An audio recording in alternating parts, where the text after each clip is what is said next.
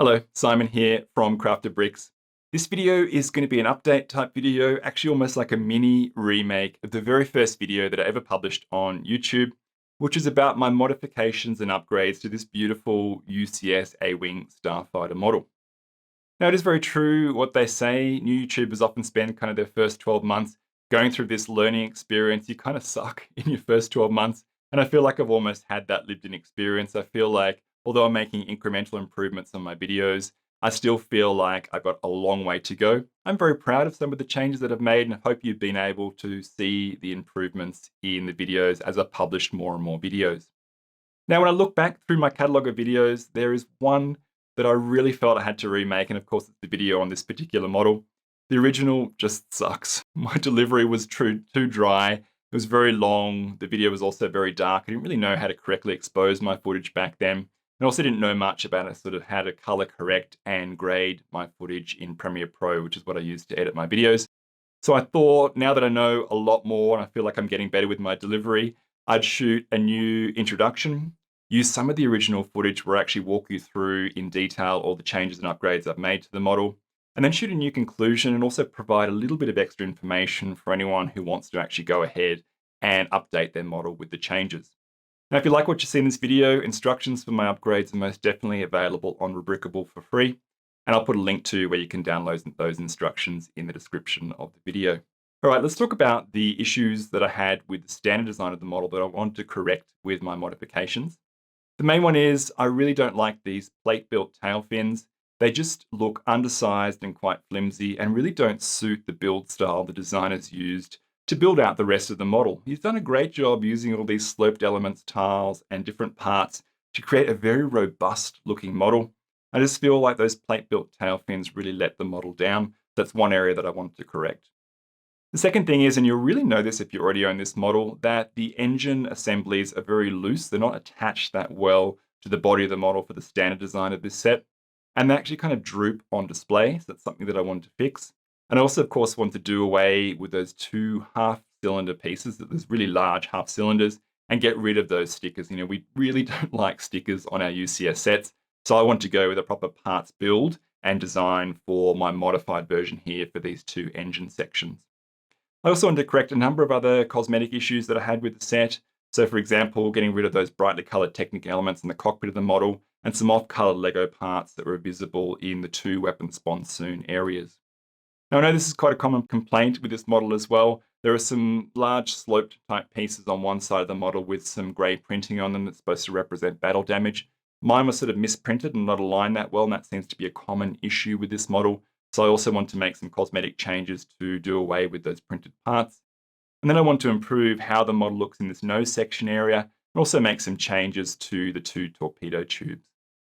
Let's take a moment now to actually go through my modified version close up and in detail, and I'll talk you through all my different changes and upgrades.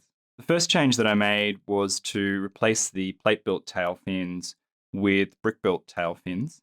I used a number of different bricks, a few plates as well, and some curved elements. And overall, I've been able to create a shape and overall style that is much closer to the reference Star Wars A-wing models. In particular, I'm really happy with this curved shape that I've achieved on the leading edge of the top fin, and also replicated that on the bottom down here as well. So I feel like the overall shape is a much better match to the reference models, and I've also been able to reduce that gap that sits between the tail fins and these rear engine nacelles, both top and bottom. So overall, the shape is improved and it has a much better integration with the engine components. I also feel that going with a brick or a parts built approach versus a plates built approach for these tail fins has meant the model seems to be more balanced now in this form. So the designer did a fantastic job creating that strong and iconic arrow-like shape at the front of this starfighter, using all different parts and tiles and curved elements. And I feel with the plate-built wing, somehow it was let down at the rear of the model. It didn't seem to be balanced from front to rear. And I feel now, in this modified version, there's much more balance and the model seems to just work. Now, as I rotate through here to the back, you can see that I've been able to achieve that angled in look for the tail fins, like you see on the reference starfighters.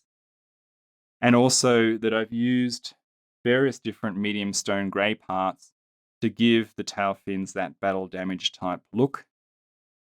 I'm particularly happy with this section in here.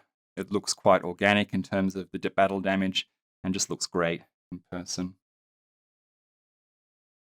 Now, the second major change that I made to this model was to replace the half-cylinder large piece that went in here, the one that had the big sticker on it. I've replaced it with a parts type design that takes what the designer did here and essentially brings it out a little bit and extends it all the way to the back of those engines there. And I feel like it's a really clean and good look now. And I feel like there's a great symmetry between what you see here and then also that construction sort of sitting behind the cockpit. They just seem to work well together and there's balance created there. The other thing that I've done with that engine section is improved how that whole section is connected to the main body of the model. It's very strong now, so you're not going to get any of that droop that you see on the standard model. Overall, I'm really happy with how this turned out, and I think if you do these changes, you'll be happy too. Taking a look at the model now from this more top-down view, I just wanted to walk through a couple of the cosmetic changes that I've also made to this model. Starting over here with this section here, I mentioned that there were some bow pieces here with printing on them, and in my case, my parts were misprinted. So I've swapped out those parts with some similar bow pieces in the medium stone grey and white, and I've extended the medium stone grey into a few other parts in this section as well, just to give that battle damage section a nice and complete look without having to rely on those printed parts. I mentioned earlier as well, and it's a little bit hard to see from this angle, but inside the weapon sponsoons, just behind the laser cannons here, there were some brightly coloured pieces that were visible from outside of the model in person. So I've swapped those out for some different colour parts, both on this side and the far side of the model. And now they don't catch the eye at all, and your eye is not drawn to those sections. Moving forward to the front of the model, I swapped out the proton torpedo tube piece here and made a different connection just behind it to use a simple 1x1 round brick piece. This element looks much better and seems to be more in proportion with the model itself.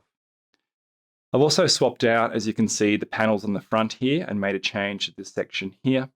The elements that I've used, I feel still add nice detail to the front of the model there, or the nose of the model, and I feel are more in harmony with that sort of arrow and wedge type shape of the front of the model. I mentioned as well that I made a few changes to inside the cockpit to hide and cover up the brightly coloured Technic pieces. I swapped out the pins with some medium stone grey pins so they blend in better just by the seat there. And also made some cover plates to hide the bright orange Technic beams that were also visible in the cockpit.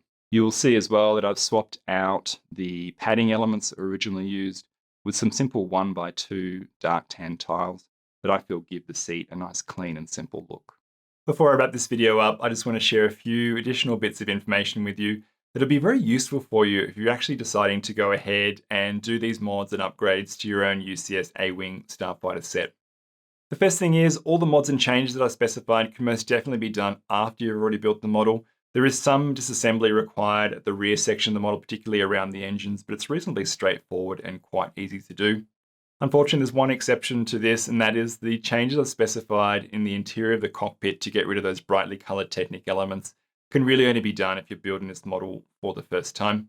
But aside from those changes, all the other cosmetic changes to the body and the nose of the model, definitely these revised brick-built tail fins and my revised engines can be done if you've already built this model. The second thing is, if you're actually going with the revised tail fins and the revised engines, they actually do add a fair bit of weight to the rear of the model. And that means when you're seating the modified model on the standard Lego stand, the model will actually seat a little bit tilted to the rear. To correct for this, you'll actually need to modify where the mounting point is on the underside of the model. That'll need to be shifted back one stud. And you'll find if you're using the standard Lego stand, the modified model will sit level and true again. Alternatively, you could come up with some of your own mods and actually reinforce that Lego stand to cater for the additional weight. But what I'd actually recommend is you go with a third-party type stand. I've got one of the Wicked Brick clear acrylic stands here. I quite like these type of stands. This has a 4x4 plate on the top of it, and I've been able to mount that plate on the underside of the model in the revised center of gravity. As you can see, my model's sitting nice and level. That's all from me. I really hope you've enjoyed watching this update video. I look forward to seeing you in the next video. Until then, happy modding and take care.